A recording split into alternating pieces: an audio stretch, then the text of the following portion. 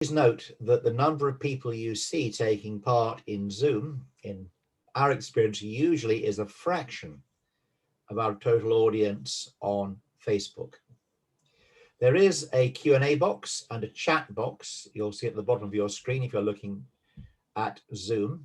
And I'm going to paste in to the chat box for everyone a link to the Chamber's website, which will give you the link to today's webinar and in particular to Sylviane and Retina's backgrounds. And today's subject is launching on the UK market.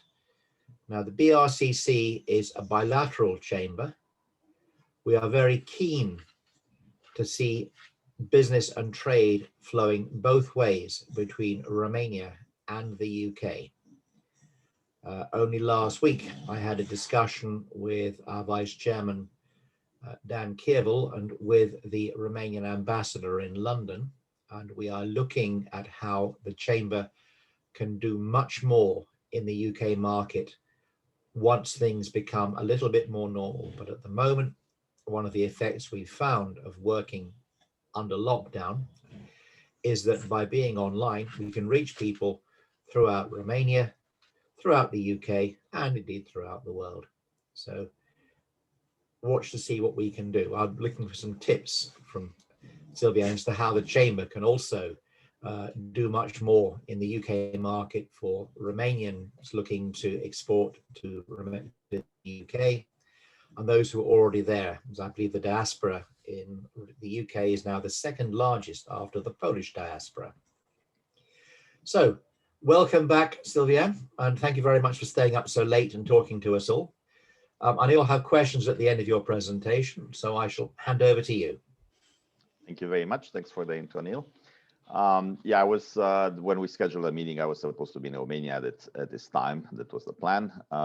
Plans with the pandemic are much more uncertainty than otherwise. So I'm still in California, but I'm happy to talk to you. So let me share my screen.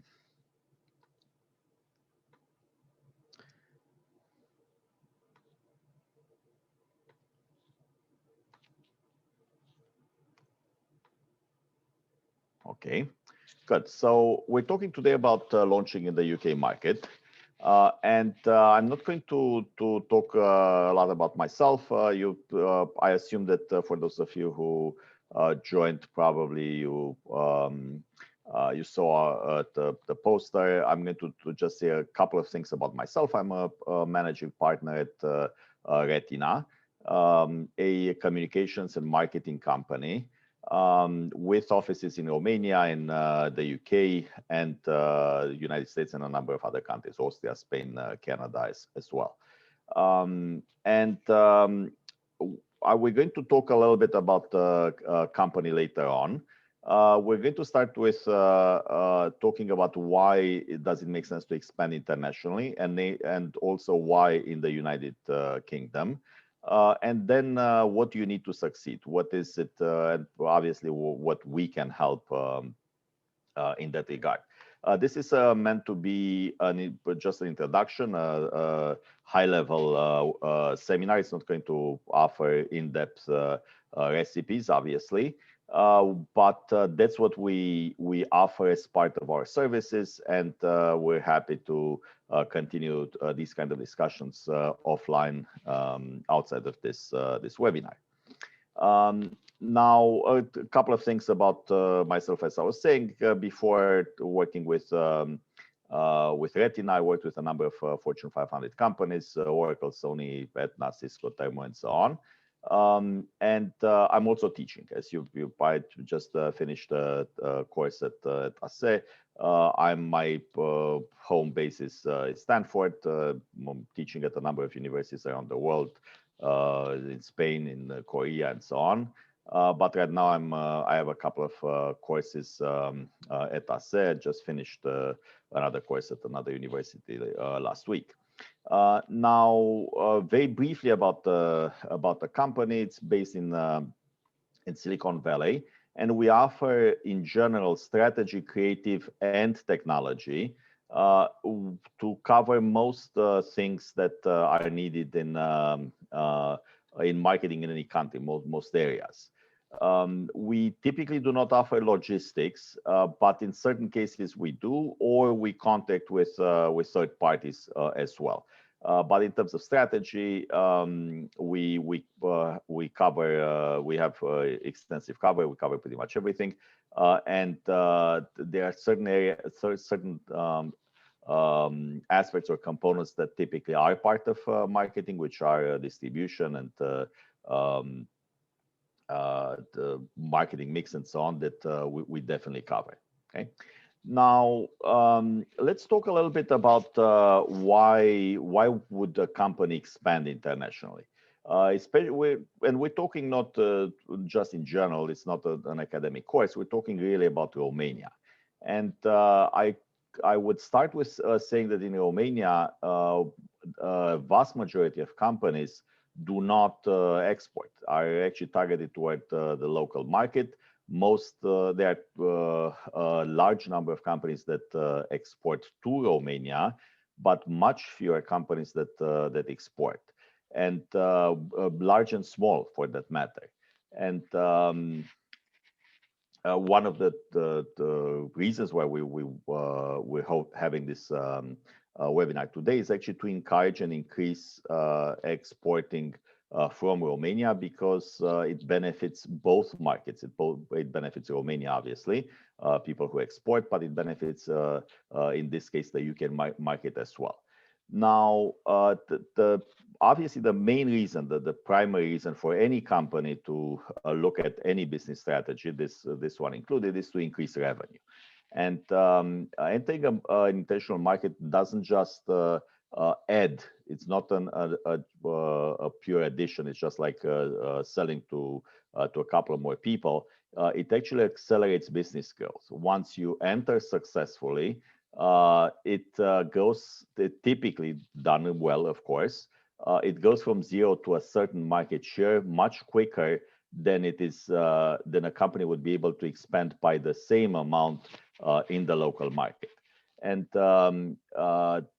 by expanding globally, you have, as a second benefit to the fact that you increase revenue, you have the benefit of increasing local image, and therefore accelerating your local growth as well. So you typically see, and statistically that's shown, a double benefit from entering an international market.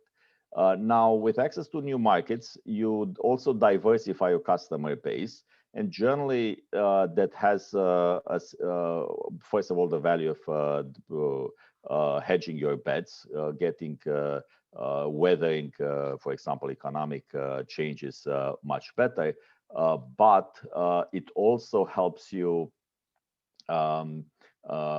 gain experience, set up that type of infrastructure to fine-tune your products and so on.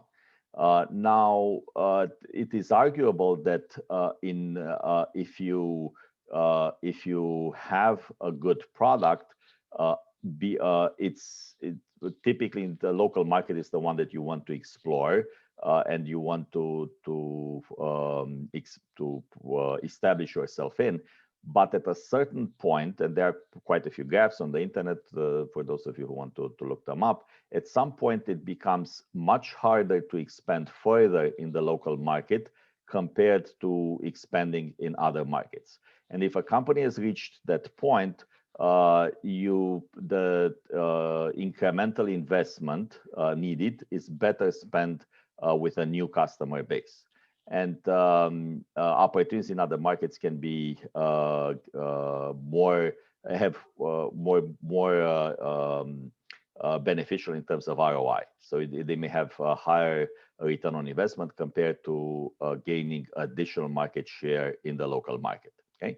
Now, as I was hinting before, you also gain the competitive advantage. Your products get tested. You test your competitiveness. And again, that you benefit not only globally, but you benefit in the original market where you started. Plus, it adds to the reputation of the brand. Okay. Now, and by the way, those are just very high level, a couple of the reasons why it makes sense to export. Obviously, somebody can teach an entire course or quite frankly, an entire major on exporting and international trade. Obviously, that's not what we're going to cover today here. It's just a couple of very high level aspects at why we think it makes sense, especially for Romania, which is to some extent underrepresented on foreign markets, including the UK. Now, a few things about the UK market. The UK market is the sixth largest economy in the world. And again, for a country that is not obviously not the sixth largest, so it's to some extent proportionally in a much more advantageous position than its let's say population would reflect, or for that matter, its territory. And in numbers, by the way, GDP of almost 3 trillion in 2019. And what is important about the UK is that it has an innovative character to it. It's open to quite a few startups. Therefore, companies that want to set up shop or expand in the UK can find both infrastructure and the culture open to that. We ourselves, we started in the UK. We started an office in 2018, and we have now about a third of our personnel in the UK in less than 3 years, which is, by the way, about 30 people. We're about 100 people worldwide right now. Now, the UK also acts as a gateway for the world. To some extent, the US is similar, but the UK has historic links. It has being, by the way, for most of you, as you probably know, UK is part of a Commonwealth, and historically has been part of a much larger Commonwealth, and has whereas politically these kind of relationships have changed in terms of countries breaking away, or becoming independent, becoming republics, the majority of them. It's still economically these connections have actually endured. And therefore, the UK is economically and from a trade perspective pretty much a gateway for the world. Now, and especially in Europe, Asia, but in other countries like Australia, New Zealand, Canada, and pretty much on all continents. Therefore, expanding in the UK means actually expanding in a Commonwealth of nations with a high potential to using that as a springboard to the global economy and a large number of markets around the world. Okay? Now, I mentioned before the culture in the UK. Quite different from some countries which tend to be more conservative. The UK historically, and especially at this point, is extremely open to innovation, to other players, to expanding business. And whereas Brexit, some of you might love it, some of you might hate it. It's also to some extent emotional, to some extent very political. It has put the UK in the position of being an independent player with a large number of partners, and therefore being open.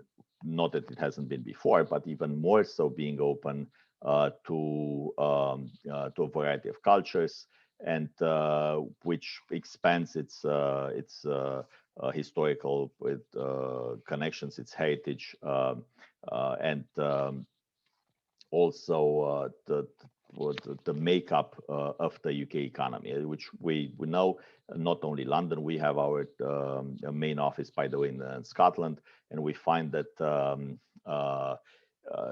the culture is extremely open to foreigners, to partners from other countries. University of Edinburgh, to give you an example, has about 90% of its student base being foreign students, which is one of the highest anywhere in the world.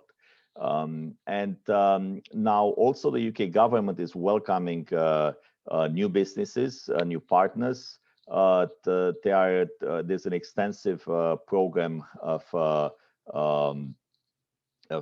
legal infrastructure.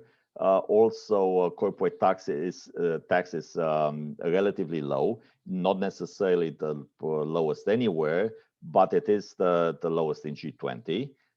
And by the way, taxation is complex. Somebody can argue that actually there are advantages here and there. So let's leave it at one of the lowest, not necessarily the lowest. Again, fiscal issues can be complex. Now also the UK, like a number of other countries, has agreements to avoid double taxation for those of those companies or individuals, for that matter, where that is an issue. Okay. Now, also in terms of labor laws, the UK has one of the most flexible labor laws. Pretty much companies are open to business, and the culture of local individuals is quite dynamic, competitive, and at the same time offering pretty good competitive social security. So without let's say putting employees at a disadvantage. Okay. Now that's all nice. What is it in for you, or what do you need to succeed? How can you turn that to your advantage? So first thing that we would say, and I know we may be biased in that regard, but for any company that sets up shop in another country, we highly recommend to work with a company that can create a strategy for entering that market. And whether it is selling directly, setting shop, or selling through partners, or even e-commerce, opening a distribution a center, or what's probably the most important, deciding which one of all these makes most sense, or what's the correct mix. We highly recommend to work with a company that understands strategic marketing. Now, one of the things that I'm going to mention here, which is important, is that quite a few, in our experience, quite a few individuals and maybe companies as well have looked at marketing as being advertising. And I want to stress that we do not look at it that way.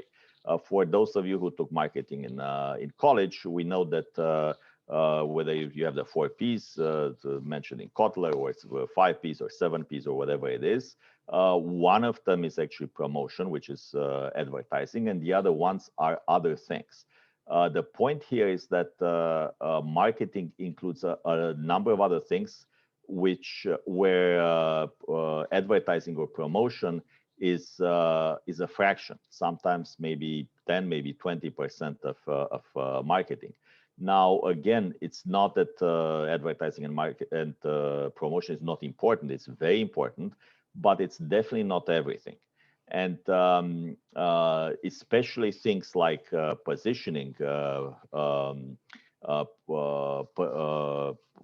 distribution, which is place, packaging, packaging in terms not of how the package looks, but what is the right quantity or the right mix for a product. Let's say a company sells, for example, a console with a number of peripherals. Does it make more sense to package them individually, or sell one of the hubs with 3 peripherals, or whatever it is? these kind of decisions are important to set up, and products actually become different depending on how they are put together. In this case, how they are packaged or how they are positioned in terms of what exactly the product is. Again, a place where to sell how is extremely important.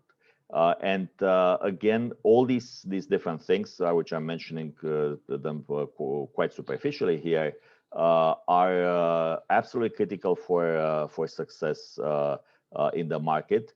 And we highly recommend to work with a company that understands the destination country. In our case, by the way, which I'm going to mention a couple of times later on as well, we understand both markets, both originating market and the destination market. But it's extremely important to take products or services, whatever the product is, product, services, ideas in some cases, and creating a marketing strategy that makes sense and is conducive to being successful and making money, obviously, in that particular market. Also, even if a product is successful in that market, without understanding it well, it's not realizing the full potential. Okay?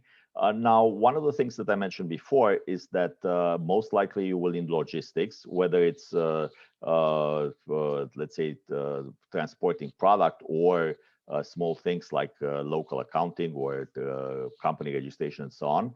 A number of these things we can cover ourselves. The rest we contact to third parties. For example, if somebody needs an office, just like what we do for us, we actually hire an agent, but we can manage that. We can put an interested company in touch with the right person. And what's more important is to know what the options are. You do have an option, and also knowing what are the advantages and disadvantages of the different options, so they can make the right choice, and definitely know that there are certain things that you need to do. For example, when getting an office, whether to work with an agent or not. Okay?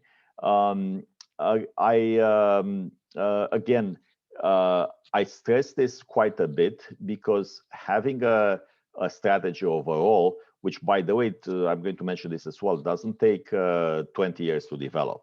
This is something that can be developed in weeks or maybe months for a larger enterprise. But having a marketing strategy is the difference between being prepared and being pretty much working by the seat of your pants, which in turn is the difference between maximizing your chances and leaving it to chance, okay? Or seeing what happens and solving things as you go. Which, by the way, for very small companies or for, well, let's say, business that's less important or it's done for fun, that might be an option. It can succeed, but it's definitely not the prudent or wise way to go for a company that wants to approach such an endeavor systematically. Okay. Now, I'm going to mention that every product and service is different. We don't offer recipes, and we believe that nobody can really offer recipes. We do have a number of proprietary models that we developed. However, we choose the one that's the most appropriate, and we adapt them heavily for every case. And that's in general, not just for exporting, for a number of different processes. However, again, even if you want to copy somebody else's success, in some cases it works, in some cases it doesn't. I'm just going to make the point, which is kind of obvious, but if you were to do exactly what, let's say, Microsoft or Apple did, you're not going to have the same success, or Google or anybody else. And that's important to know, that there are no recipes. There's not something where you can actually follow what another company did or what another company believes that might work. Doing the exact same thing as somebody else who was successful does not mean that you will have the same results, because the same conditions are not repeatable. Whatever another company gets into is not exactly the same as the place, the time, the case of any other situation. And what's important here is that you approach the market with first of all good information, with the skills, and with assistance and understanding of a company that operates in the local economy, and ideally understands your originating market as well. Okay. Now, again, just a simple example. There are many other examples. Deciding how to go, deciding where to go with a partner, or opening shop yourself, going through distributors or going through e-commerce, working with white labels or private labels, doing direct marketing or any other technique, just like you would probably do in the local market as well. It's important to go through a process, again, cost-effective process, to decide and maximize your chances. As you probably see, I'm not saying to guarantee success. Nobody can guarantee success, unfortunately. But what you want to do is to be able to maximize your chances, and also, if you fail, to fail quickly and therefore cheaply. Okay? And ideally to learn from that failure and pivot or change approach quickly, so that a failure can be followed by a success. In rare cases, by let's say changing of plans or changing of objectives. Now, last thing that I'm going to mention here is that once you prepare and implement a strategy, just like in the local market, it needs continuous refinement, typically based on measurements. So what we generally do, we start with baselines, we measure lift, we measure how things are going, to constantly improve, no matter what the first results are. Even if the first results are very good, what you want to do is to make sure that you expand and you solidify your position, and also that things do not turn around, and they are not due to chance. Sometimes chance can be a player in a positive way, not just in a negative way as well. And then if you're relying on that for continuous results, that may actually go away at any point. So the main thing that we're stressing here is lasting success, so endurance and sustainability, and also improvement. And now what you learn in both countries, in the country of destination and in the country of origin, can be leveraged across to the other countries. Now, a few things about us. Why are we appropriate, and how we can help companies? Again, we're going to stay a little bit high level for the purpose of this seminar or this webinar. We do have large teams in UK and Romania. And as a matter of fact, our largest teams are in the UK and Romania. We have close to half of our personnel in Romania, and about a third of our personnel in the UK, and only the rest in North America, even though a substantial proportion of our projects are actually in North America. We do have a number of projects in Europe, which actually grow quite a bit. But what's very important is that we do not have our local personnel tend to local projects like most similar companies do. And there's value in that approach. Some companies prefer to do that. We have never done that. We saw more value in bringing the best, let's say the best fit in terms of talent or knowledge to any project, and use it regardless of geography. It is a little bit challenge, especially for junior staff. But as people grow in their experience, we found that it develops first an understanding of global business, but also it brings an understanding of how to adapt to different cultures. And the other important aspect here is that teams are therefore integrated. So whenever we start a project, we have people from the US, from the UK, from Romania, possibly from Spain or Canada or Austria, who have already been on a number of projects together and can tackle a new project without ramping up, let's say, a newly developed team. And obviously, our deep knowledge in both markets, in terms of culture, in terms of players, but whether major players or infrastructure players, the ecosystem, the dynamics of the market trends, how the local marketplaces operate, where do people gather, what are the clearing houses, and so on, matters significantly. Now, also understanding the local Romanian specifics, products, advantages, how things are done, the specifics and legislation is important. And I would stress, somebody might say, well, yeah, isn't it all the same? No, it's not. We found, for example, I'll use Austria and Spain for that matter as differences, two very, very different cultures. We're active in Germany as well. You would say that maybe Germany and Austria are the same, and they are not. Switzerland as well. Business cultures in Germany and Austria are quite different.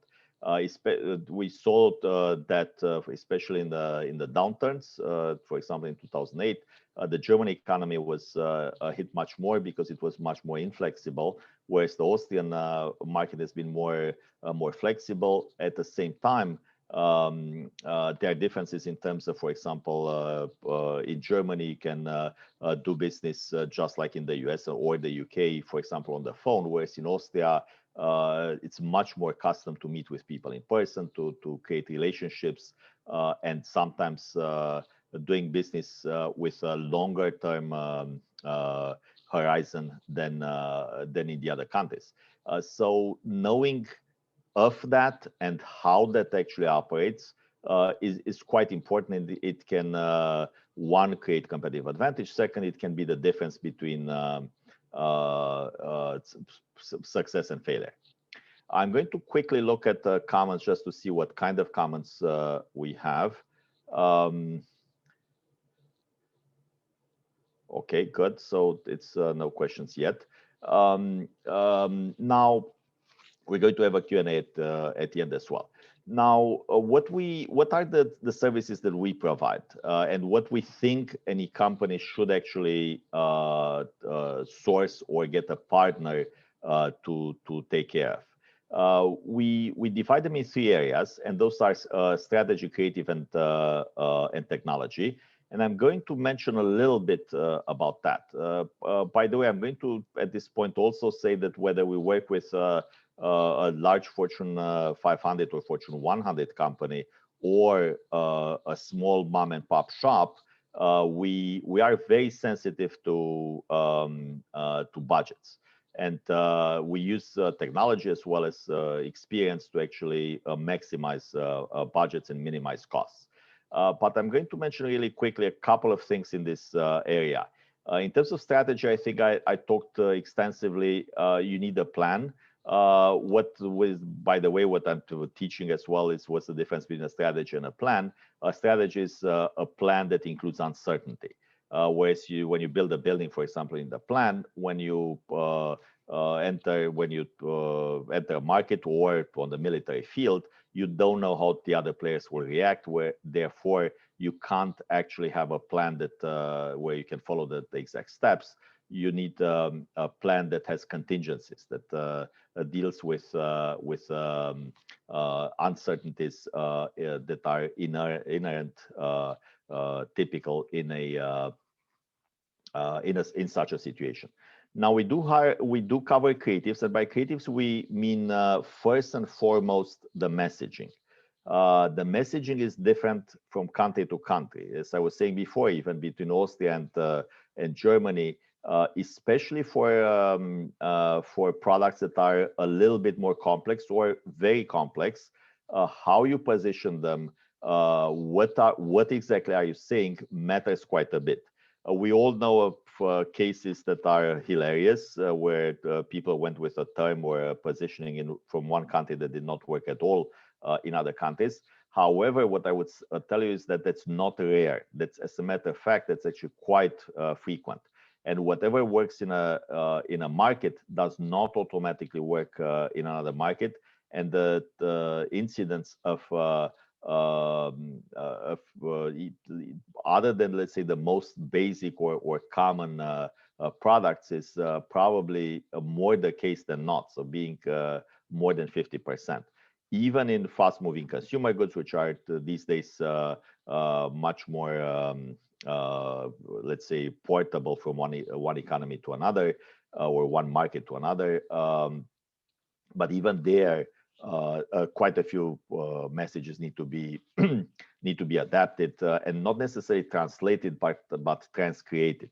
And that's one of the main things. Obviously, the other things like the other areas like visuals and the general approach are important as well.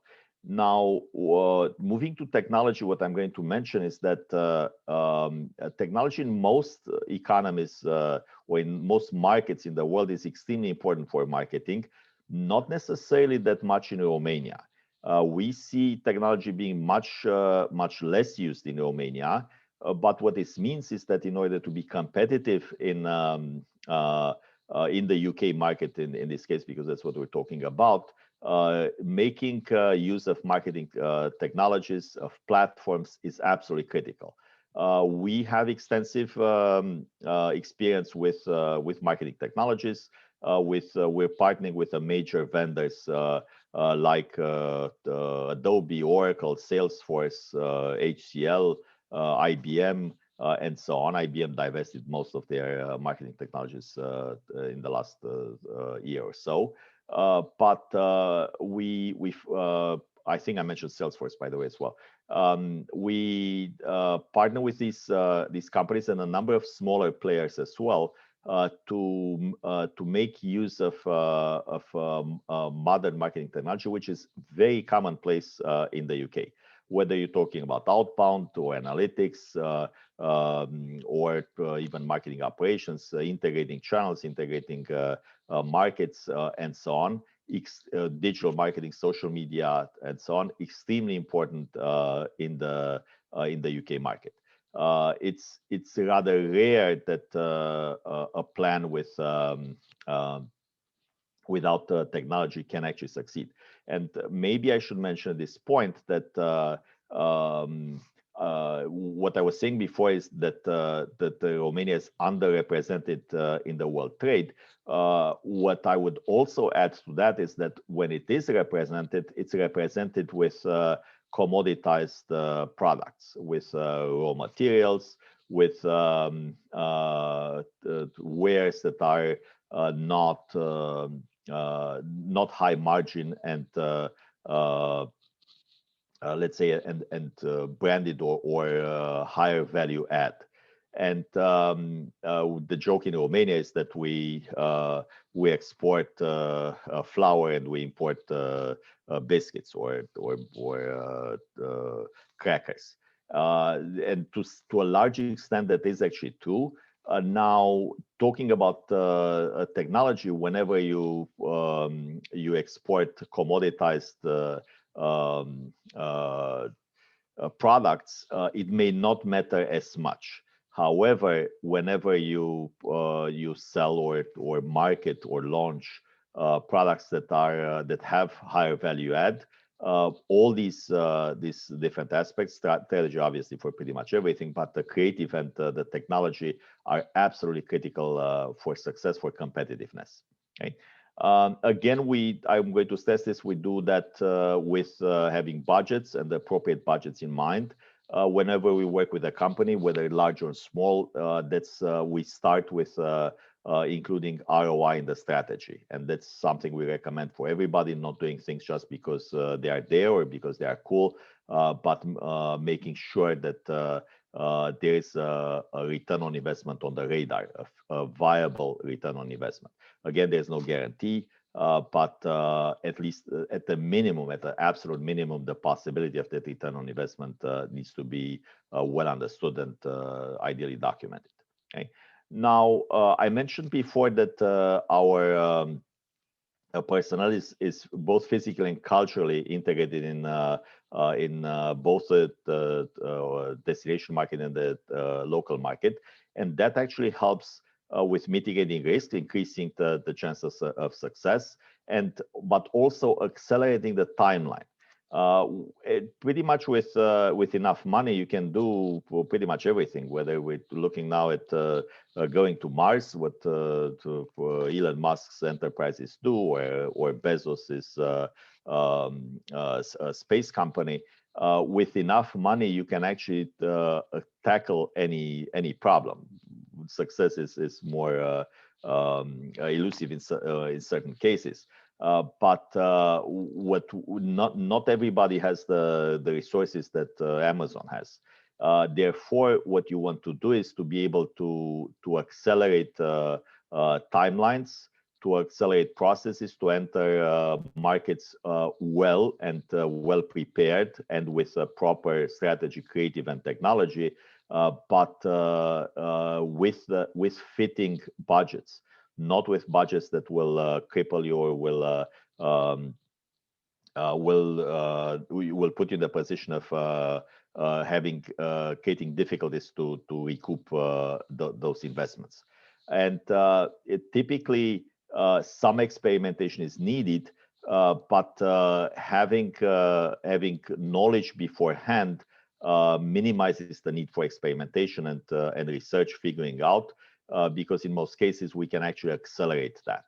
Not necessarily completely eliminate it, but accelerate it. Okay. Last thing that I'm going to mention here, I'm going to look at the QA in a second, is that most of our personnel has already extensive knowledge in working with clients and with colleagues in Romania. So for companies in Romania who want to work with an outside company, especially in the UK, if you have any prior history, companies are quite flexible in general, not just our company. However, in addition to being knowledgeable, flexible, friendly, and so on, we also understand the Romanian culture, which again has its specifics, good and bad, by the way. And we do have that understanding. And for example, our UK personnel, I don't think there's one that has not worked extensively with either clients or colleagues or both from Romania. And that we think is an advantage toward companies who are having, let's say, their first experience in Romania. And that's another thing that you might want to look for. Okay, I'm going to look quickly at questions. About companies who had planned to externalize pre-pandemic okay, how should they get best on track? Okay, I'm going to talk about that. And then also a recent success of companies assisted with, okay, good. So I'm going to mention both of them. So interestingly enough, the pandemic has not just in some cases, it has put things on hold, but in many other ways, it accelerated trends that were there before. Whether it is, for example, meeting on Zooms, that is nothing new, or working from home, or managing business remotely, that has been there before. However, now we have accelerated taking some of these trends and putting them in practice. We've seen banks reducing, for example, the number of their branches and even stores. And you can see that, by the way, in the UK quite a bit. You walk into a store that has no personnel; it only has terminals and catalogs, which is actually different. Even in the US, you see that much less than in the UK, and you start to see that more and more in Romania as well, by the way. But these trends have been accelerated. So what I would say is that whatever plans were there pre-pandemic, I would not just go back to the same place, do the same plans. I would actually adapt them to the trends that were there before, and imagine how you would have done business 20 years from now, because most likely you would have actually ended up in the same situation. It's not necessarily that the pandemic has changed that, but it has accelerated that trend. Therefore, where if you were planning to go back to the 2021 or 2022 that you were seeing on the horizon before, you might want to go back to the, let's say, 2028 that you were seeing on the horizon before. And whatever you envision that to be, it's most likely the post-pandemic world, okay? Which is interesting because that's not necessarily that bad. Again, I'm not saying that the pandemic was a good thing. Obviously, we all wish it never happened or it goes away at least, and we hope that that it will. Obviously, quite a few people were affected, both in terms of their lives and livelihoods and so on. I'm not trying to minimize that, but interestingly enough, it had an accelerating effect on a number of trends in society and in the economy, which we might want to be aware of and possibly take advantage. So again, if somebody wants to talk about that, we can discuss it. I would say that adapting the plans to the new world in a way that's not necessarily going backwards, but on the contrary, going forward, is something that we would recommend. Now, in terms of examples of companies, we have taken a couple of companies successfully, both to the UK and the US. And I'm going to both in the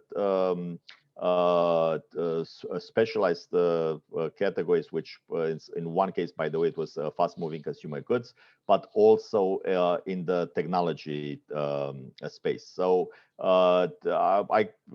there's one that I cannot unfortunately mention because it's still being launched and we don't have their permission, but it's a very innovative technology product.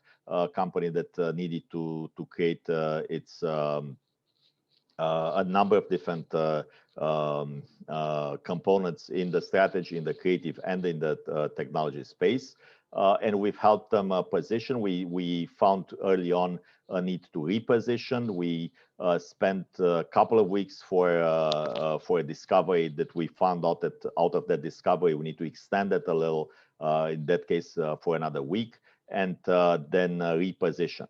We took another technology company who, interestingly enough, has a technology rather than a product, and is exporting products to, or actually, let's say it's putting on the market products to companies that create the products that ultimately get sold to consumers.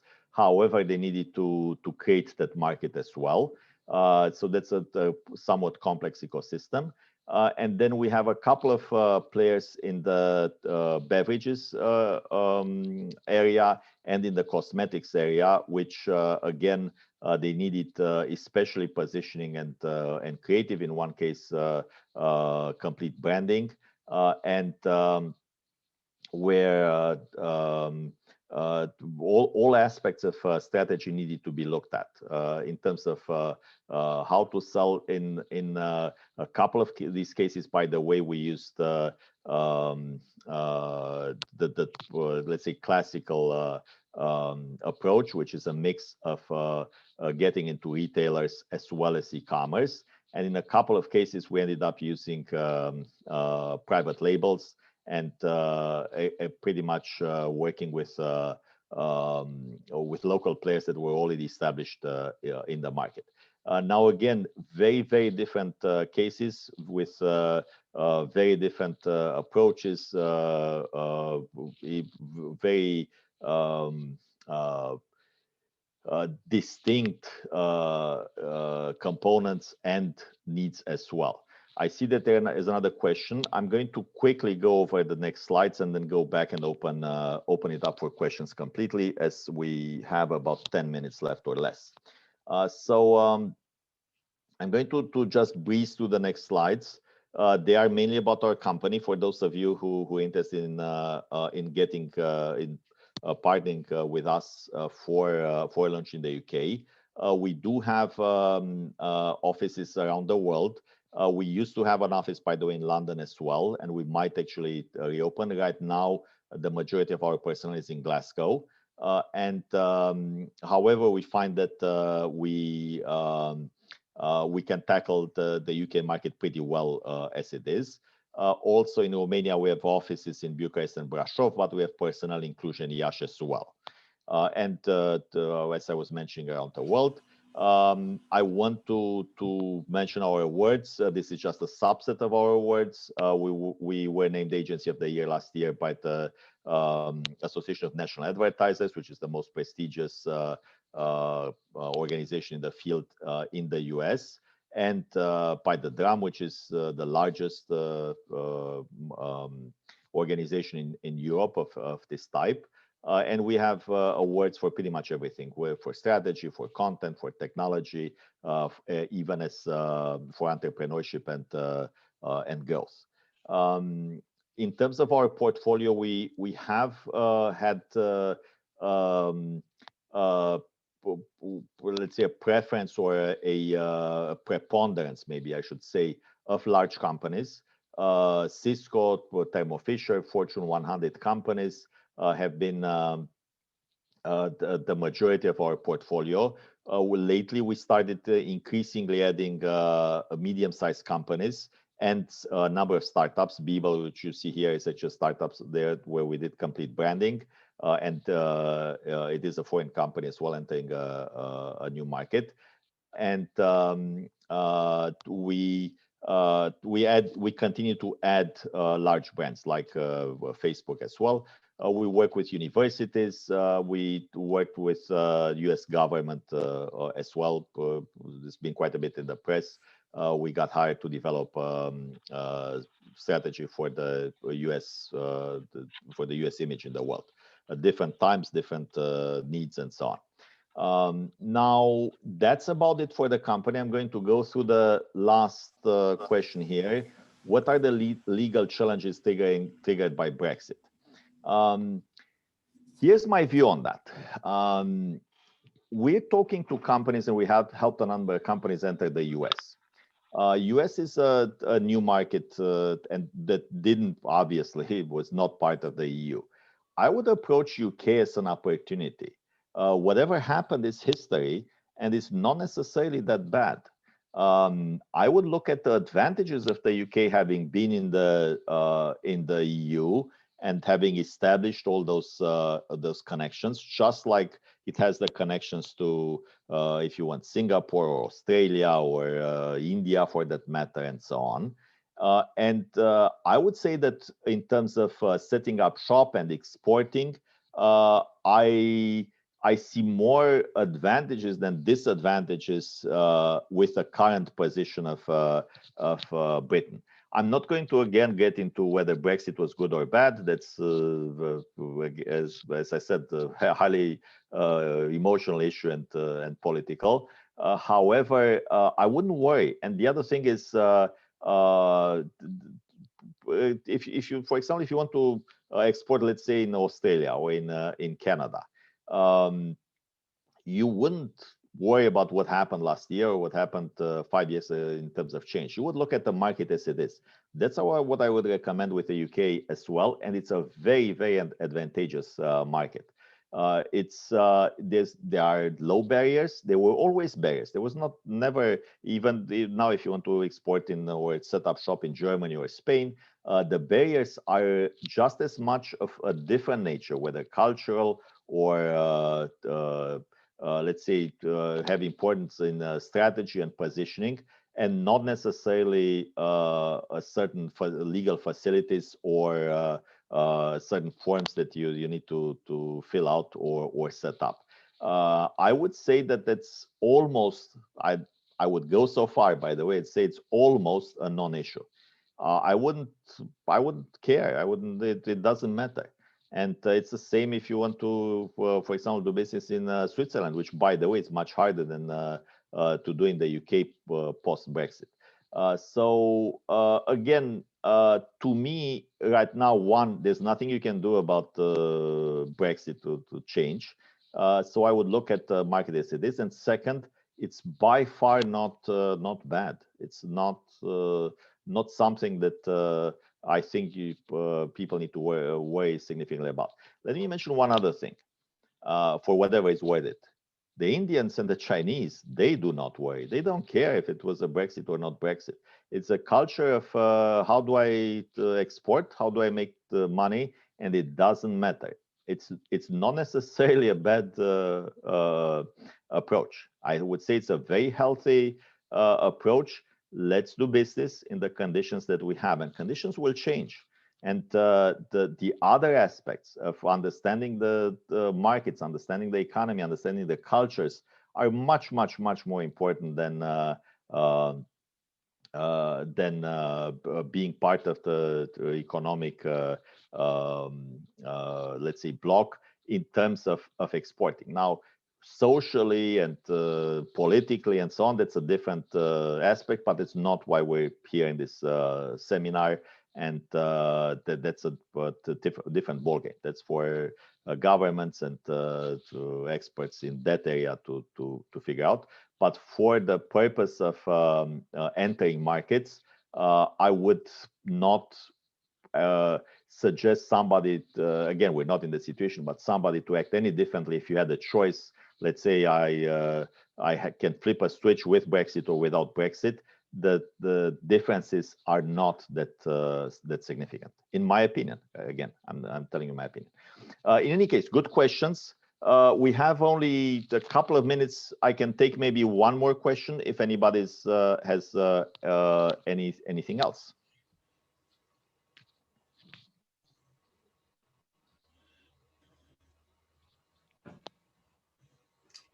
Sylvia, while we wait, I should say I was very impressed with your presentation. Thank you very much indeed. I know Romanians are renowned for your language abilities. How do you find Glaswegian? It's easier than Wienerisch. I lived in Vienna for a while and I learned German, but in Austrians and Viennese have their own German with their own dictionary, by the way, and it's a thick dictionary of words, not even mentioning pronunciation. I want to reiterate that movies, even though they speak the same language, in Switzerland and in Austria, they are subtitled. So Austrians cannot understand Swiss and the other way around as well. So by comparison, the pronunciation, which is different in Glasgow, is not that complicated. And in terms of vocabulary, by the way, there are more differences between UK and the US than it is between England and Scotland, I find. Yes, adapting to the accent can be challenging at times, but like everything else, you learn and adapt, and it even has its charm. Indeed, it does. It's quite, you have to get your ear around it, I would say. Yep.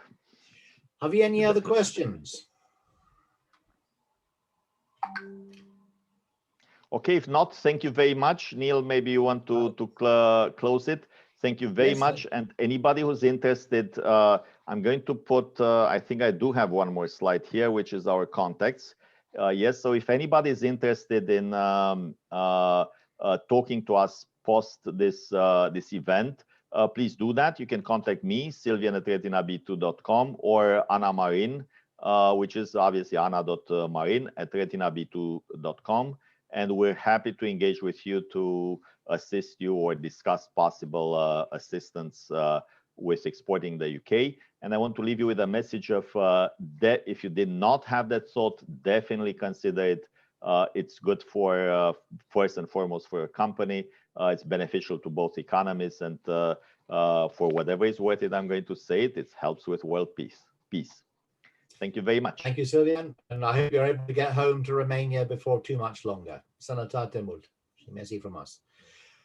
Thank you to Anna and Stefan, like the Chamber, for organizing this. We've had 110 people watching us on Facebook, I understand. So a very good audience indeed. Thank you all for attending. Anna, what's our next event, please? Thank you, Neil. Thank you, Silvian, on behalf of the RCC team as well, for the very informative and comprehensive presentation you had today and the way you answered to the Q&A. And I would also like to thank Retina team for helping us organize this webinar. And just so you know, this is not our last webinar with them. We will have another webinar in the upcoming month. So stay tuned to our webpage to check all the information on this. And also, besides this, we will have some very interesting online networking events with other chambers of commerce. So stay tuned to our events page, which I will copy paste in the chat, just for you to check all the events and also have some time to register and learn more about them. I'm looking forward to seeing you also face to face when time will allow us. But meanwhile, take care of yourself and stay healthy. Thank you so much for being here today. Thank you very much indeed, and have a good week. Thank you. Bye.